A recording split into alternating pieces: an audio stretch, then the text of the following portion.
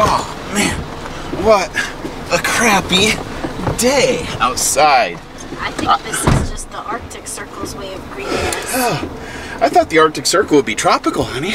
Hey, hello, good morning guys from the Arctic Circle on the Dempster Highway in Yukon Territory. Hope you're having a great day. As you can tell from me, you're having a wet day. Yeah, it is a very steady, cold rain. Who would have thought? With wind. Yeah, with wind.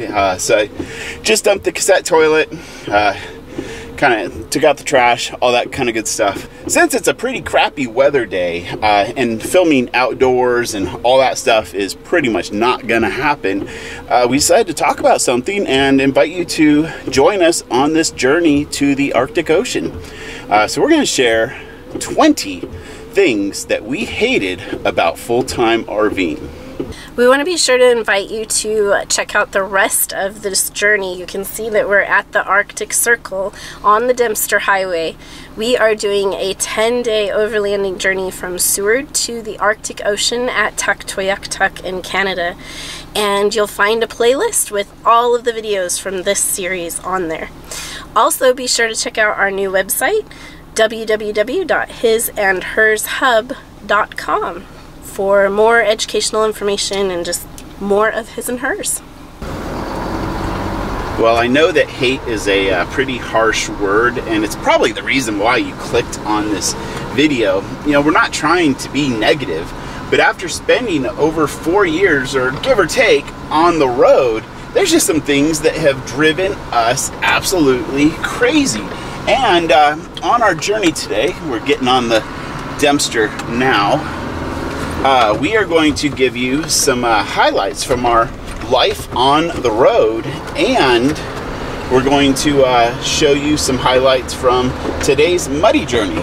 I think the reality is that most of us have things like this in our lives that we don't particularly love, and there's nothing wrong with that. It's okay to have those kinds of feelings. We are a sum of our life experiences, and part of sharing with you is sharing the good and the bad.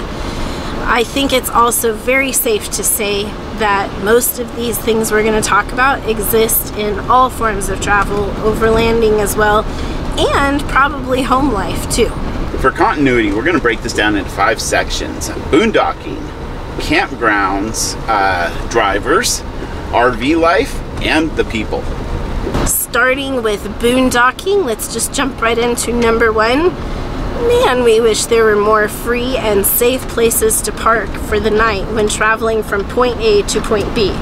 Sure, campgrounds, RV parks, BLM land, all of those sorts of things, they're fantastic when you're gonna stay a little bit. But if you're pulling in somewhere late, about the only choice is Walmart, which they are fantastic, and you show them a little love by doing some shopping while you're there. But really, truly, you're a completely self-contained vehicle. All you need is a place to pull over and park for the night.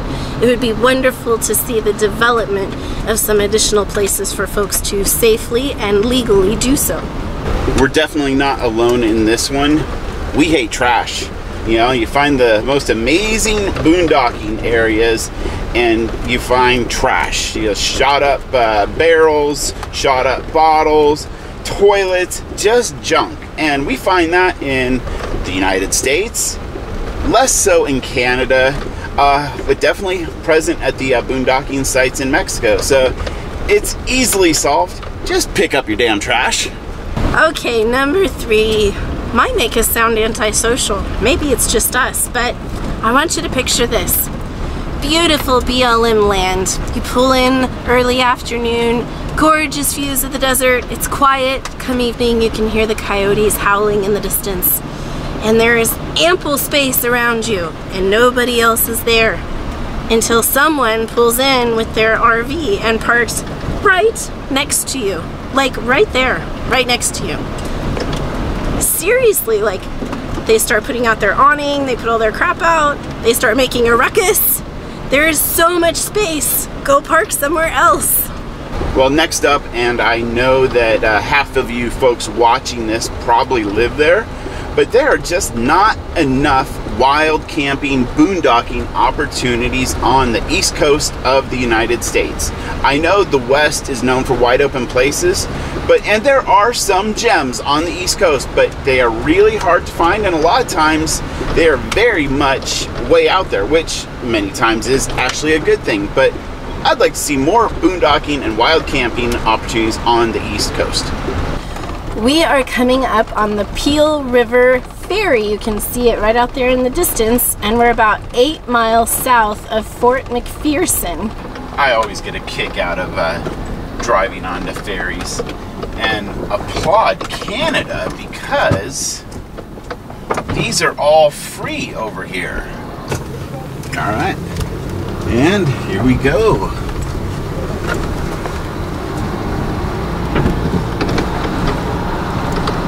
Back to the mud. Moving right along, we're going to talk about campgrounds now, and the very first thing on that list is the reservation system. Don't get us wrong, we totally get it. There are times in life when you need to know that you can make a reservation and show up and have a spot. We get it, and that's totally cool.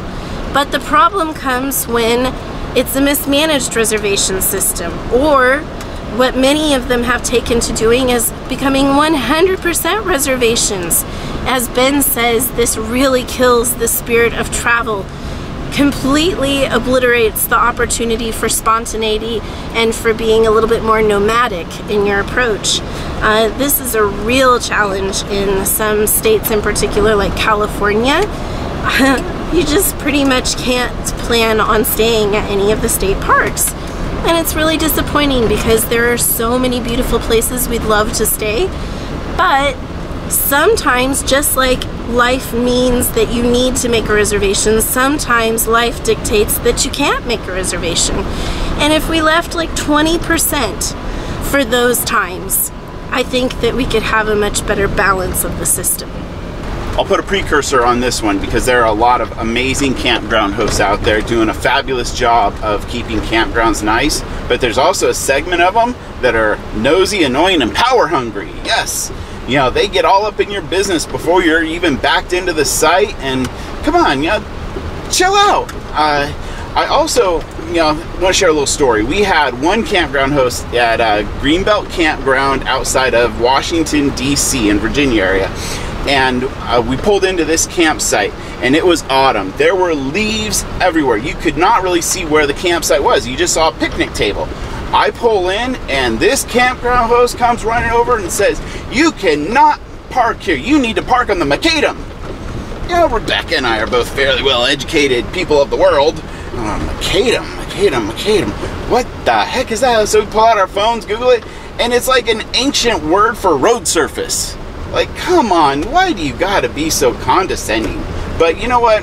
They're, you know, the exception to the rule, but most campground hosts are amazing, and thank you for your service. Well, the journey has brought us to the Mackenzie River and our second ferry of the day, third ferry of the journey, and this is a lot bigger river. Definitely a massive watershed. Okay, we got the signal. Never just barge right onto the ferry.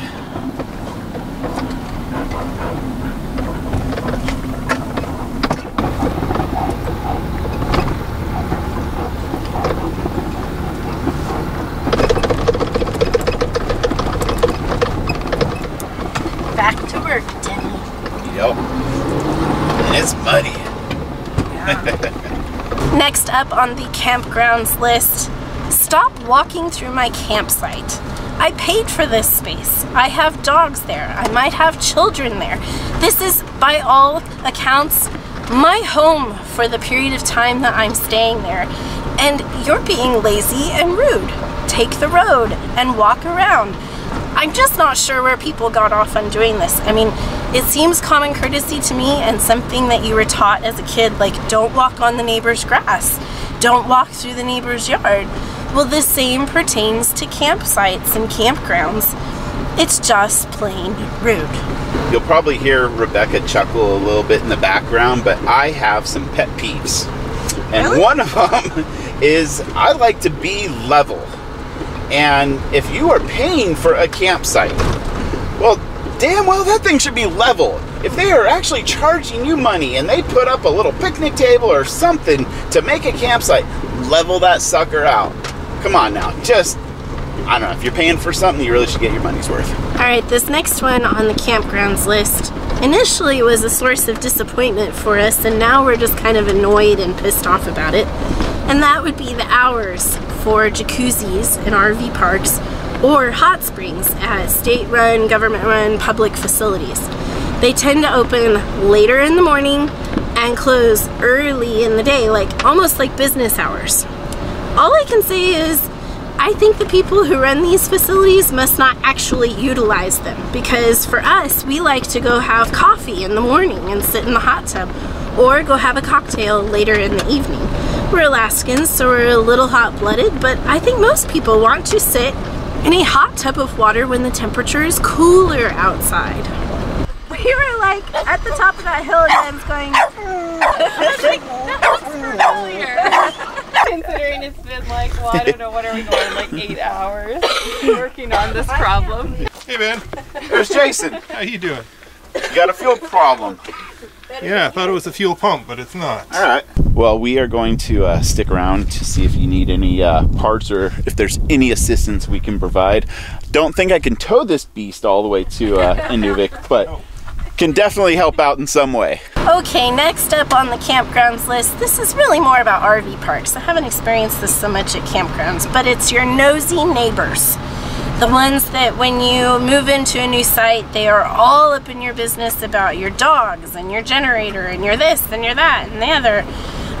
Most recent example I can remember of this was we spent Christmas in Florida with my mom and grandma, and my mom was moving because we were getting ready to leave, so she was moving to a new site, and the lady next door was so rude. It was unbelievable, and just really minding business that wasn't her own. So maybe they could keep to themselves.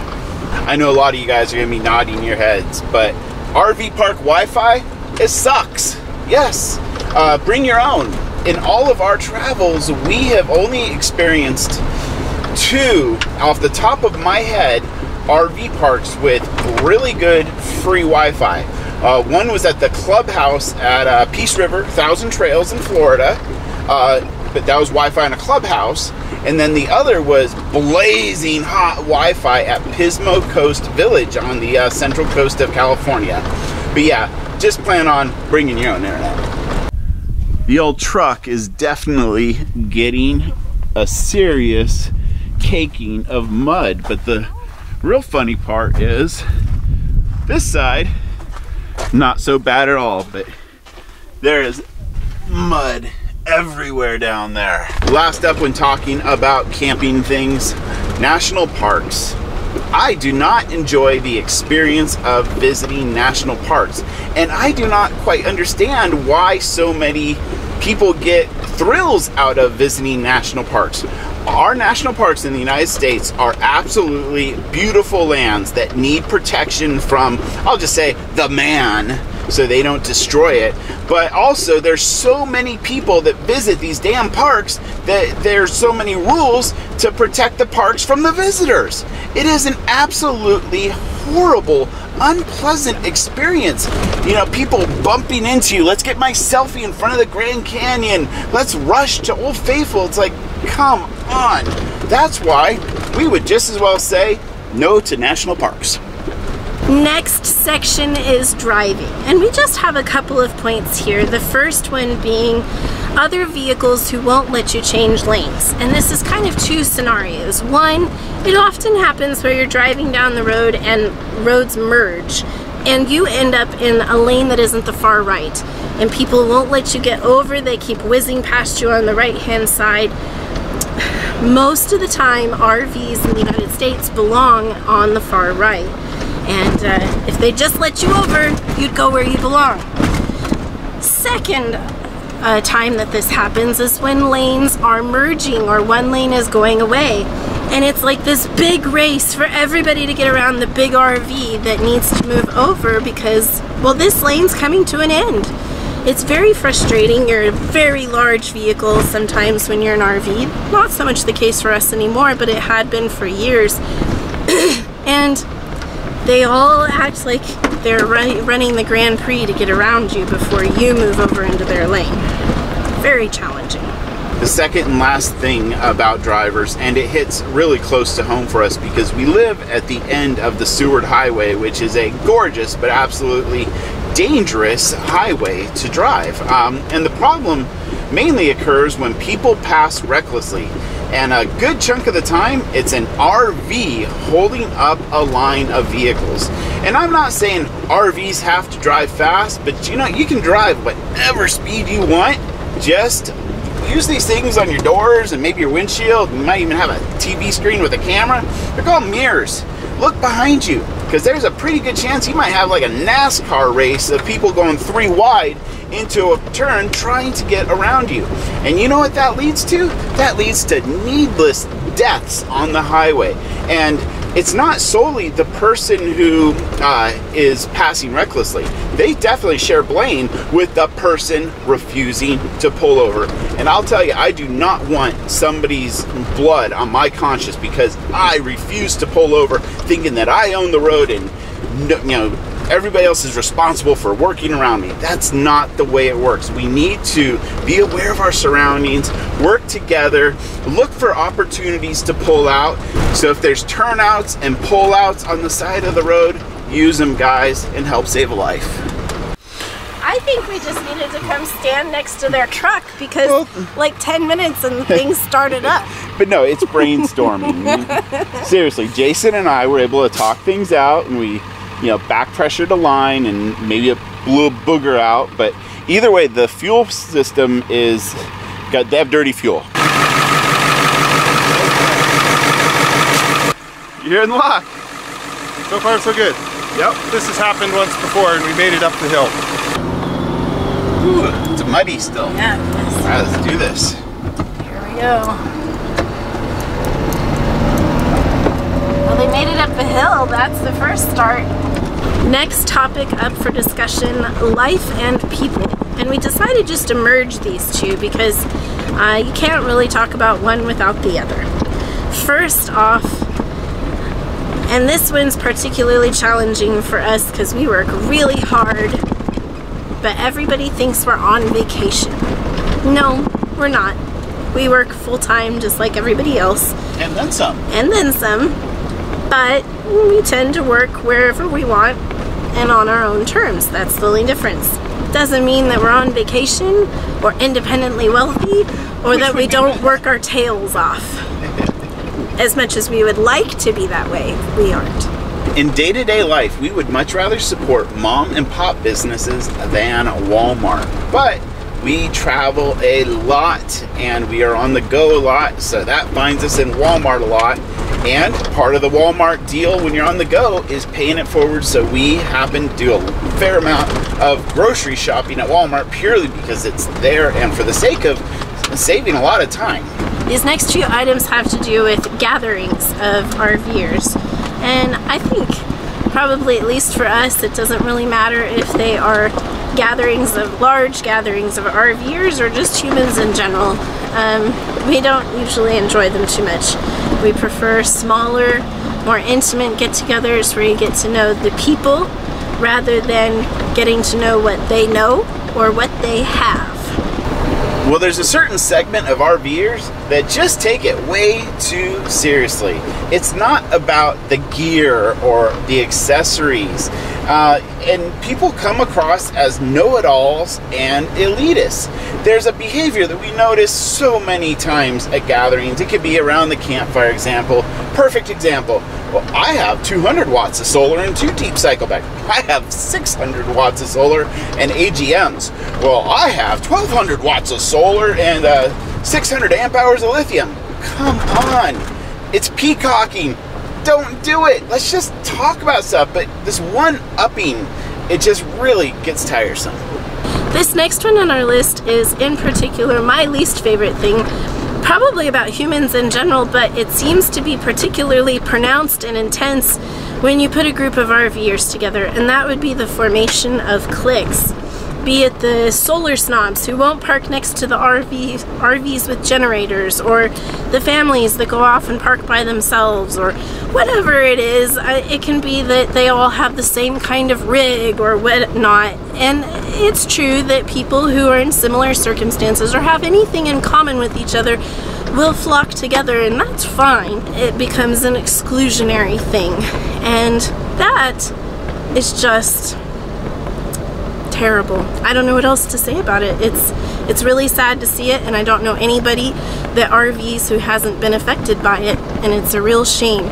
We all have this thing in common. We're all out there enjoying life on the road. We're outside of the box thinkers. We should all get along and hang out and do things together instead of finding reasons to create derisiveness. Here's a funny side note story about solar snobs getting what they had coming to them. We were at an event, and there were 2 to 3 days of rain and clouds, and you know what? All those solar snobs were humbled down to firing up generators. So you know what? Don't take it too seriously, because a couple of clouded days brings you right back down to the muggles. I'll put a precursor on this one as well, because you have the right to do what you want to do, obviously within the laws, and you have the freedom to do so. A lot of our soldiers have died for that freedom in this country. But getting back to the whole RV thing, there's a lot of people in the RV community that are looking to replicate what they have at home. And I find that very ironic, because full timing is very much an alternative lifestyle, and that is our draw. We are running to an alternative lifestyle. We are looking for maybe a little bit of an escape from the normal life circumstances, because many times a lot of that community and replication of home life leads to drama and BS. Starting to wind down here, one of the last things we wanted to talk about is recycling. When we first went out on the road, it was really hard to find places to recycle. That's something that's always been important to us. I have to say though that over the years we've really seen that improving. For example, we even found recycling here at the Arctic Circle sign. Way to go, Canada. Well, last but not least on our list of things we hated about full-time RVing has to do with dogs.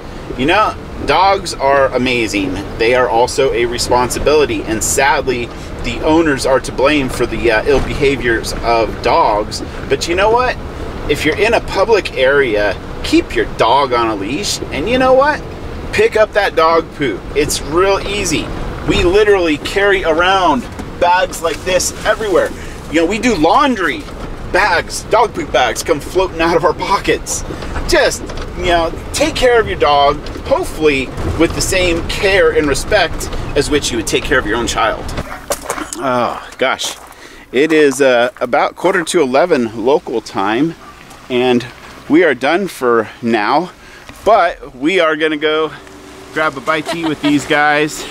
Thanks for joining us on this little gripe session about 20 things we hated about full-time RVing. I feel like this was super cathartic. It was. Yeah, I feel better. I'm sure we offended a few people, but hey, if you're not making some noise, you're not really doing much of anything. So hey, hit that subscribe button, and we'll see you on the road.